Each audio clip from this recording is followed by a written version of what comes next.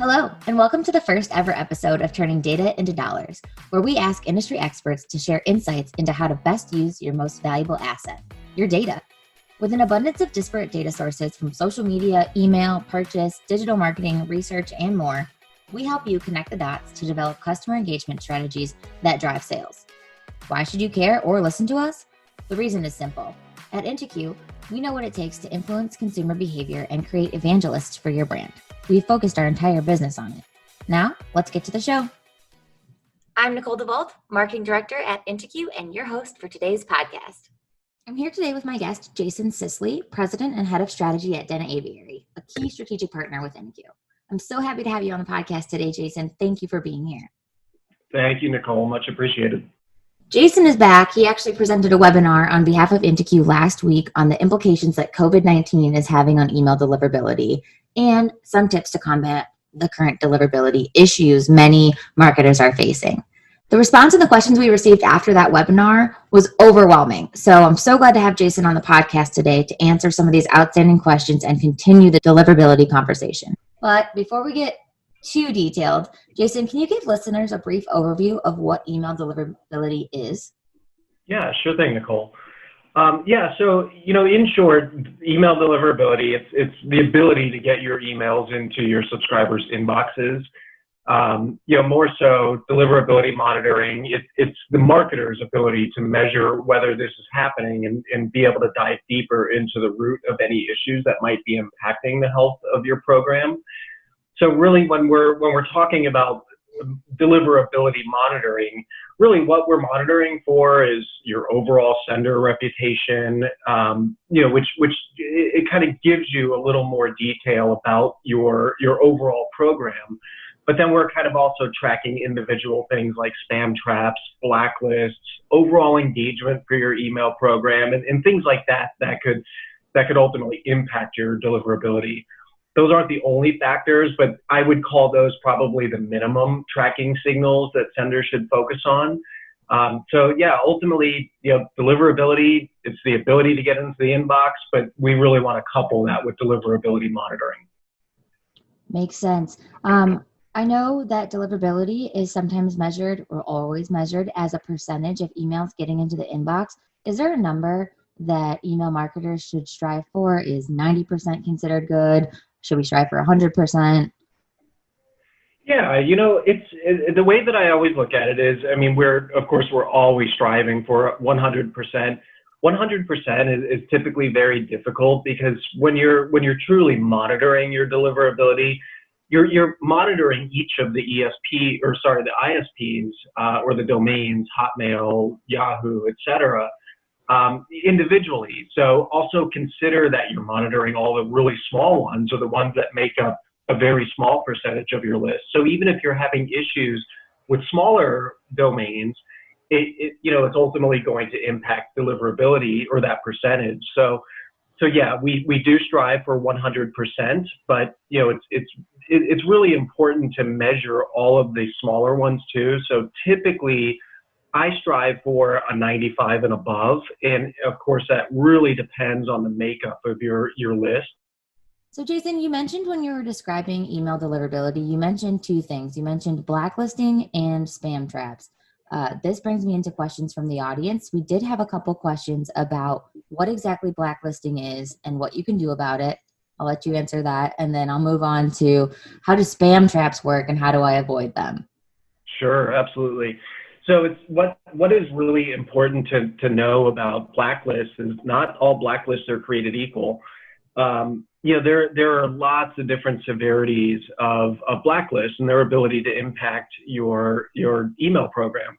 So, the basic way to think about how you would get on a blacklist is blacklists are, they're lists that are created by either email vendors, so some of the ESPs, the service providers, some of the ISPs, manage them as well as large network providers. So a lot of the B2B filters, create their own blacklists. And the reason that you might get on one or another is because they are monitoring your program. And if you are doing things that, maybe upset their base, or they're seeing a lot of complaints, from your particular program, you could end up on one of those blacklists. But like I said, it's really important to kind of know the difference between a really severe one and one that's really not going to do much damage. And there's a relatively simple way to figure that out. And just so you know, there's no real way to just know off the top of your head what all the blacklists are, because there are literally thousands of them. So, using a service like MX Toolbox, which is one that we use, and they have a free part of the tool, they have a paid part of the tool, but one of the free parts of their tool is the ability to go in and check to see if there are any blacklists. And typically what you're going to need to provide is your IP address for your program, especially if you're using a private IP versus a shared IP.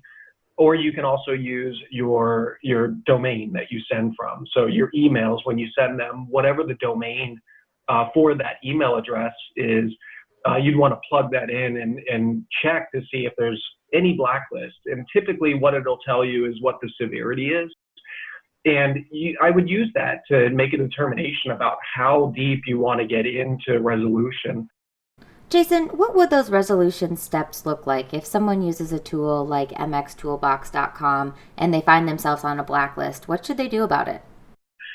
So the biggest way that you would ultimately get off of a blacklist, if there is this opportunity, is to whitelist or submit a whitelist request. And that is also done through the site. So as an example, if you land on a spam cop blacklist, which is one of the more severe ones, ultimately you'd want to go to the spam cop website and fill out a whitelist request form. And typically what it's going to ask you for is your role with the organization, your IP address, and then there's going to be an open text field that's just going to have you explain a little bit about your program. And that's where you really want to be very transparent about the use of your program, because they're going to use that information to ultimately determine whether you can get off of that blacklist or not. Right. So you do recommend reaching out directly to each individual blacklist that you may land on? Sure. Yeah. And generally, you don't have to remember what all the blacklists are, but I do encourage, those that are interested in monitoring for this behavior, which everybody should, in my mind, is using a tool like MX Toolbox, or just even, in Google, just type in blacklist search, or just different tools. There's a lot of different tools out there. But in general, what you're going to do is when you put in your IP address and it does that search to see if you're on any blacklist, it's going to provide you the URL or the details of that blacklist so that you can go to their site, kind of read the criteria for which they make that determination that you should be on their blacklist. And again, that is just always really good information to know and use in order to optimize your program. But then that will give you the ability to kind of start that dialogue with that blacklist provider. So yeah, I mentioned MX Toolbox, but I don't think that's the only one that you should consider. I mean, find the one that makes most sense to you. And MX Toolbox is one that we use internally at Denaviary. However, there are a lot of them out there that will help you look up if you are on any blacklists.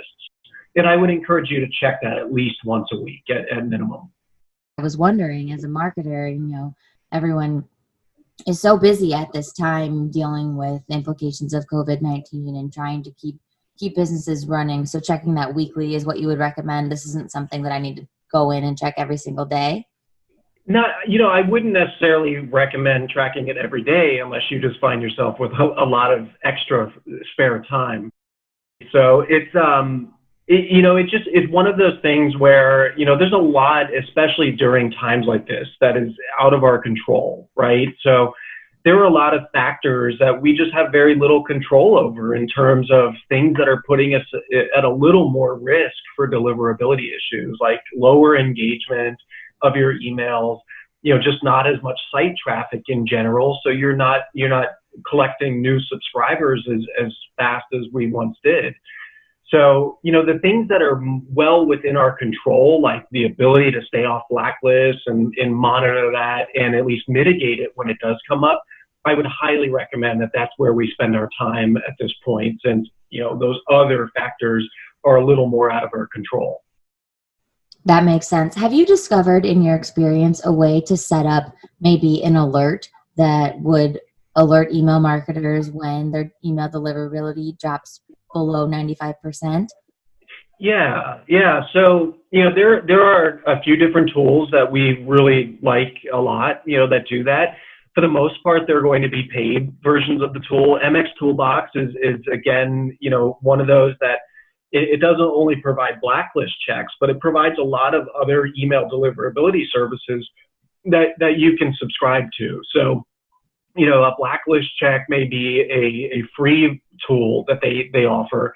But if you do want to set up alerts where it's automatically going out and checking, on a frequency that you would like it to, that's where you're going to get into the paid side of it.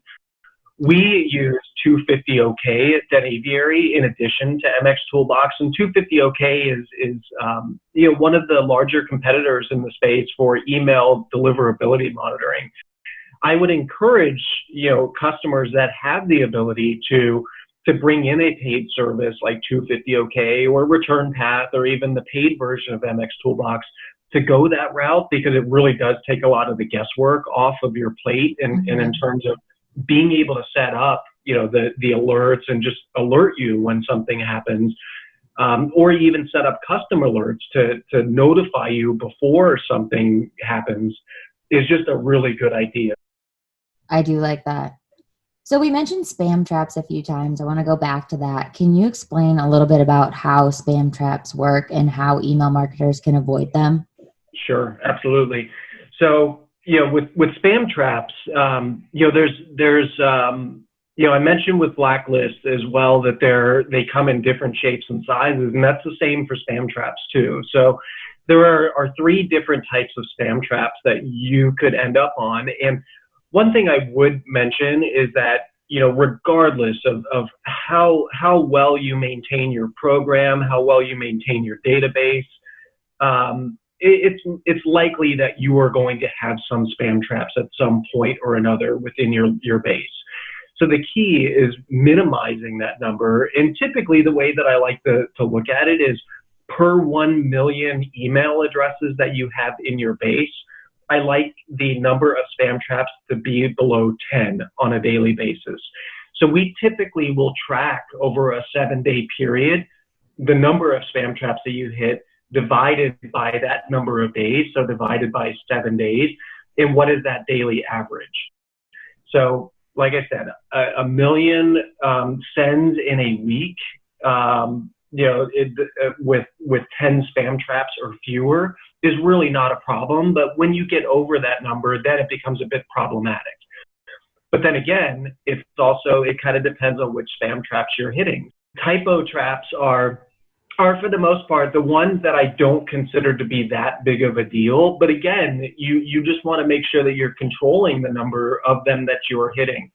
So a good way to think of what a typo trap is it's literally a typo. So if somebody enters your database with the email address, at gmial.com versus gmail.com, that's going to be a typo trap. And really what the ISPs are looking for at that point is, do you have real-time validation? Are you checking, when users subscribe for common misspellings or validating email addresses in real time?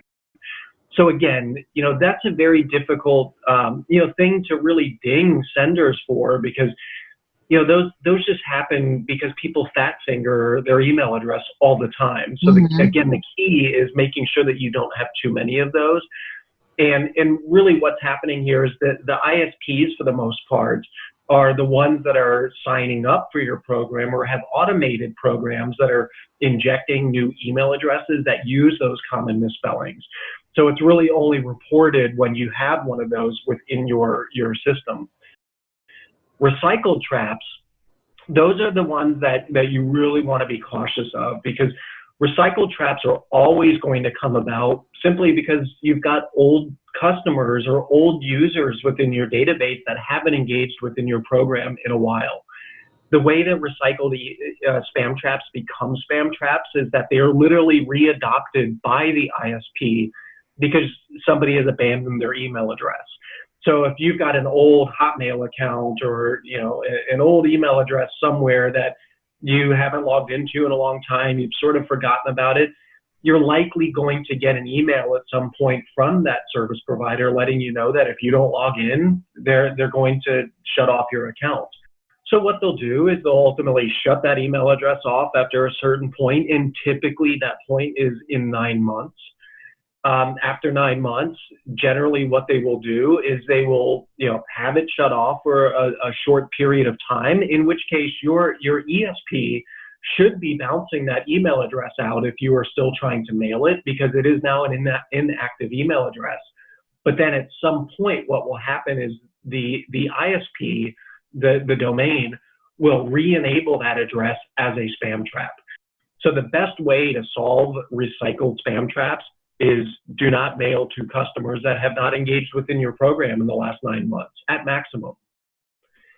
The last one are pristine spam traps. These are generally a little more rare to get onto, but if you're seeing that there are pristine spam traps within your base, typically those come from ISPs placing email addresses, or other services placing email addresses specifically on like public sites, and these are also called honeypots. And the reason that they're important is because there are a lot of people and customers that purchase third-party lists or go out and buy databases, and typically some of those services you will find have gone and use scrapers to scrape email addresses off of public sites in order to create a large database and then sell that data. And that's generally how you end up on those pristine lists. So you really do want to make sure that, from a pristine spam trap standpoint, that you don't have any. And if you do have some in there, you probably want to, go through your database and just sort of validate all the sources of sign up, historically, just to make sure that you're clear on where your subscribers are coming from. So those are really the 3 different types that exist, and they all tell you a little bit about your program. And unfortunately, the one way to really check for spam traps is to use one of those services like 250OK or Return Path. There's just not another really good source for doing that, because that information comes through in real time. So it really does take a program that is monitoring for real-time activity. That makes sense. I do want to jump into some of the information that you shared on your webinar last week about what's going on in the world today. You talked a little bit about COVID-19 and the impact that it's having on email deliverability. And we did get a lot of questions from listeners regarding that topic. They wanted to know, should I be making big changes to my email strategy to adjust for this time of crisis? Should I be pulling back? I'm not sure if I should be sending emails at all. So what have you seen at this time that has changed in regards to email deliverability or email strategy in general? Sure. Yeah, and this really goes to just the way that we treat our email programs at any time, much less a time of crisis when there's a lot of change that's happening. So the ISPs have become really, really good about indexing our programs and really understanding the way that you mail, the frequency at which you mail, the types of customers that you mail, and how your customers engage and interact with your program.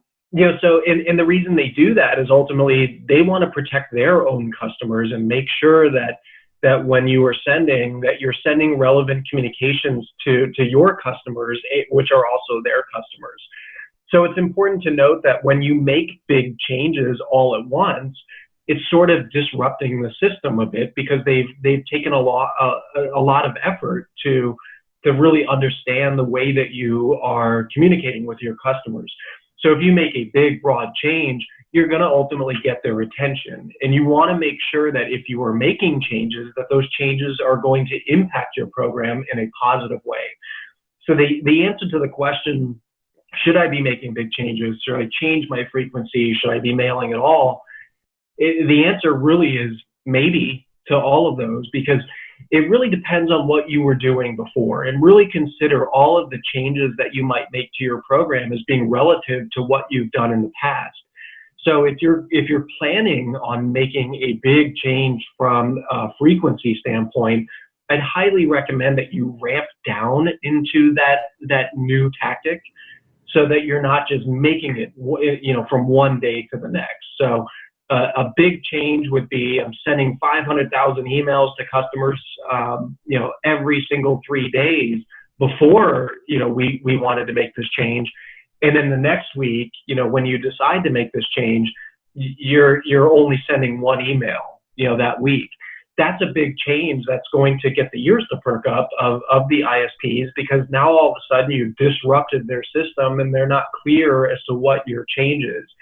So ultimately, a good way to think about it is when you're doing IP warming for your program, you're really ramping up your volume over time to ensure that you're developing a good reputation on your IP address. Kind of think of this as the reverse of that. When you want to make a big change that's going to impact your volume, and I'm talking about large changes, not necessarily small changes that are 10% or less, but bigger changes that are going to have a broader impact, you really want to work your way into those changes kind of slowly. So over the course of weeks and not days. So you may want to consider, instead of just going to your new plan immediately, kind of, change the volume slightly and do it every couple of days while you're going through that change until you can settle on what that ultimate change is. But then another really important factor here is that, ultimately we are going to come out of this at some point, and we're going to want to start to mail our full database again, or mail to our engaged customers. It's important that we not make a big change on the upside of that as well. So you're going to want to ramp up your volume again. So just as you ramped it down for this big change that you're making for your total volume over a given week, you're going to want to ramp it up on the other side of it to make sure that you're not doing damage and causing issues with deliverability. Yes, and you mentioned that you should ramp up and down over the course of several weeks. Is that 3 weeks, 6 weeks? What's your typical time period that you would recommend making big changes over? I'm sure it depends on the size of the change, but is there a general best practice? Yeah, it's unfortunately there's not a general best practice. But the guidance that I have with that is it really depends on the volume, and volume is ultimately what we're talking about here. So I always consider a rolling 7-day period. So yesterday was a 7-day period. Today is another 7-day period. So I always think of volume in terms of a 7-day period. So I would look at, when you're planning for the content and for your emails that are going out, look at the changes that you're going through over a 7-day period and make sure that you're really only making, what I might consider 10% changes over the course of a day, at maximum. And the biggest factor in all of this is that we don't want to sacrifice volume for engagement. So you want to make sure that engagement still remains on your email program, because there is one surefire way to resolve deliverability issues always, and that is engagement. The higher the engagement is on your emails, the much better your deliverability is going to be in total. And I always think of it in terms of, engagement is ultimately what's going to be able to work you out of issues with deliverability. So always consider that you can sort of, impact, even if you're having, negative changes to your program that are going to be these big volume fluctuations, you're going to have less issue doing that as long as you can maintain a really solid and increased engagement on your email program. So I would typically always start with your most engaged customers when you are making big changes. In your experience with your clients in the past couple of weeks, have you noticed any difference in engaged customers or how they're considering what an engaged customer is at this time? I know email behavior and shopping behavior has changed over the last several weeks. How do you consider engagement at this time? And is it any different than engagement was 2 months ago? Yeah, it really is different than it was even a couple of months ago, because, there is a natural and organic pullback from email programs. People are looking at at the emails they receive with heightened scrutiny at this point. So obviously, this is also driven very much by industry at this point. We have some customers that are continuing to do business, and some customers that are in fact, they're doing more business at this point because of their e-commerce platform and the types of products that they sell. But then we also have customers that are trying to find ways to communicate with their customers in a creative way because their products are products that are just not available right now, whether it's concert tickets or hotel rooms. It really depends, industry-wise, what we're seeing in terms of engagement as a whole. But one thing, that is definitely true across the board is we do need to be a little extra cautious right now about what we consider an unengaged customer. And I would really encourage you, if you in the past have tracked the way or your group of customers that has become less engaged with you, you might want to consider, or in some way flagging them differently in your database for those customers that have now become unengaged, just over the last 2 months or so. And the reason I think that's really important is because we want to consider taking different tactics as we're coming out of this and not treating all unengaged customers the same. Obviously, you had unengaged customers before the slowdown or before things really started to go haywire.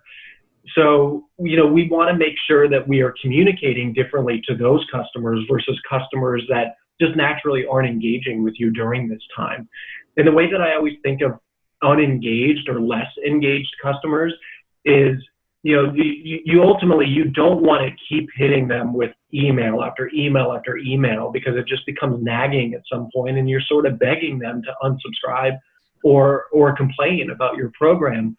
So consider, your industry, consider your product, consider your place in society right now as a determining factor about the frequency. What is a decent frequency, which we are not going to, ultimately make all of our customers upset, that are less engaged with us during this time.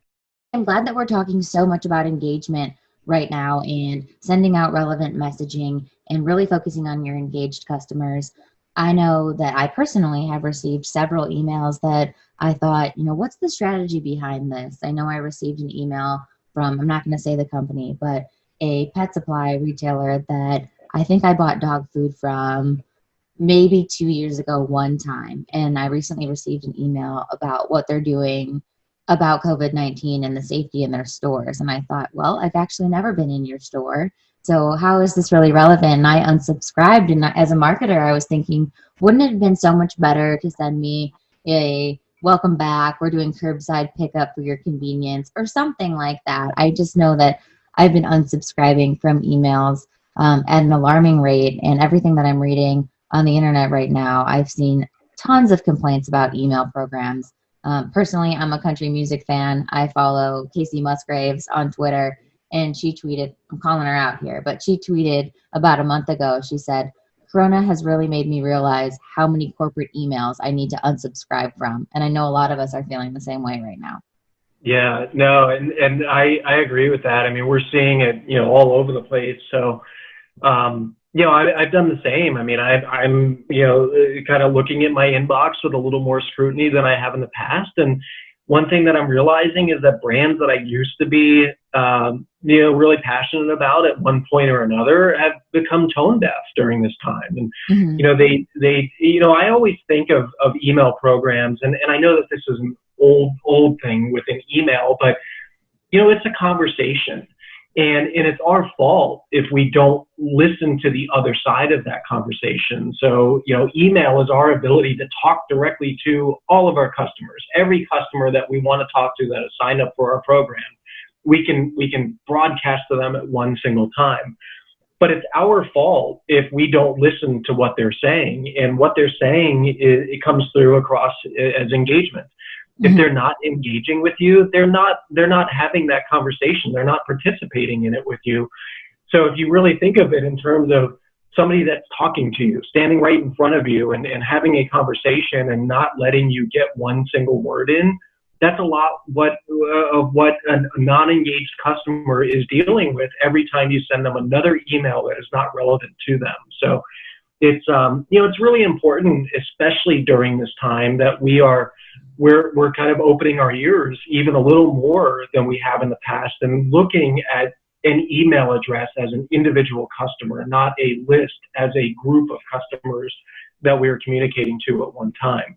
And just one thing that I think is sort of something that I constantly think of is in the email world 20% open rates are considered good open rates, and even increase that to 50% are great open rates. But that means that 50% of your customers are not opening that email. And it's important that you're reacting to that. So we may look at a 50% open rate and go, oh my God, everything's working. This is great. I'm going to keep doing this. That's great. But what about that other 50% that's not doing anything? It's important that we're constantly looking at our group of less engaged customers and changing our program to benefit them. We talked in the webinar about creating brand equity. That's not our place right now. We're not going to create new loyal customers, in large, bulk, groups of customers at this time in any way. I mean, you could have customers that get a little more engaged with you, but for the most part, it's going to be very forced if you're trying to get new customers, that haven't talked to you in a while or haven't done business with you in a while or haven't engaged with your program. So don't pretend like they're going to right now just because you've got something to say. Make sure that it's ultimately relevant to everybody in your email base. I like that. I'm glad you mentioned segmentation and the different types of messaging. And I think we should probably do a follow-up podcast on different ways to segment your email list and some of those strategies for those less engaged customers. Absolutely. I agree. Awesome. Well, we are about out of time for today's podcast. I just want to make sure is there anything else you would like to add, any key takeaways or key email deliverability points at this time that you'd like to leave our listeners? Yeah, the only thing that, I'll kind of mention is, and this is more in summary, is just, just as your customers are going to scrutinize your program, more than they have in the past at this point, you should do the same as marketers. Really scrutinize your program, scrutinize your segmentation strategy, scrutinize your frequency at which you're emailing your customers, and use this as a learning opportunity as we come out of this. The other thing, that I would like to mention is, deliverability. I can't understate, how or overstate how important it is that we're really paying attention to what's going on right now. So I would encourage you to, if you're not using a email deliverability service, to look into them. So 250 OK is the one that we use internally at Den Aviary for our customers. But there's also Return Path is another one, that very good technology, and an MX Toolbox. There are a lot of tools that are out there that you can sort of cobble together to create a really good deliverability monitoring program. So depending on the level of resources that you have at your disposal, you can either go the route of a all-in-one vendor, you can go the route of an agency like Den Aviary or InterQ, or you can go the route of cobbling together a bunch of different services, which I've done in the past, and it's worked great. So consider this a time to educate yourselves and learn more about the impact that deliverability issues can have on your program. But really ultimately look at this as a learning opportunity for the way that you should communicate with your customers always, not just during a time of crisis. Those are great key takeaways. Thank you, Jason. And thank you for being on the podcast today, sharing your expertise on email deliverability. We really appreciate it. Sure thing. My pleasure, Nicole. I do appreciate it.